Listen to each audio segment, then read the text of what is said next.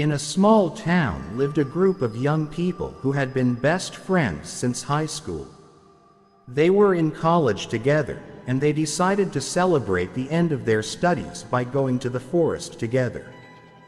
They chose an old forest that was not far from the town. The forest was thick and dense, and there were many wild animals in it. However, the friends were not afraid. They were sure that everything would go well. They set off on their hike early in the morning. They walked along the trail, enjoying the fresh air and the beauty of nature. They were talking and laughing, and they felt happy. However, they soon noticed that something was wrong. The forest became dark and gloomy, and there was an odor of death in the air. The friends began to feel uncomfortable, but they decided to ignore their premonitions. They continued down the path, and soon they came to a small clearing. In the clearing stood an old house that was abandoned. The friends decided to explore the house, and they went inside. The house was dark and dusty. There were many old things in the rooms, and there was an air of desolation in the air.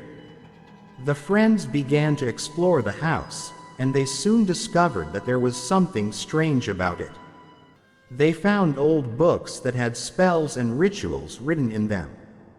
They found old pictures that had pictures of people that looked like them.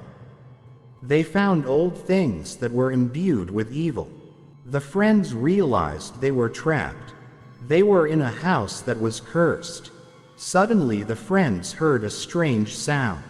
They turned around and they saw a figure standing in the doorway. The figure was tall and thin and had long black hair.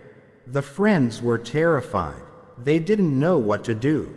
The figure spoke. It said, "You have entered my house, and now you will be my prisoners." The friends tried to resist, but the figure was too strong. It trapped them and they could not get out. The figure said, "I will torture you until you die." The friends realized that a horrible death awaited them. They were in despair. However, Amy was not going to give up. She remembered that she had studied the history of magic, and she decided to use her knowledge to save her friends. Amy began to recite the spells she knew. She called upon the forces of good to help her defeat evil. The figure was surprised. She didn't expect Amy to be able to resist her. Amy kept reciting spells, and she gradually began to defeat the figure. Eventually, the figure had to retreat. It disappeared, and the friends were freed. The friends were happy that they had survived. They thanked Amy for saving them. The friends left the house and went back to town. They told everyone about what had happened. The story of the cursed forest quickly spread through the town. People became afraid to go into the forest, and the forest was left alone.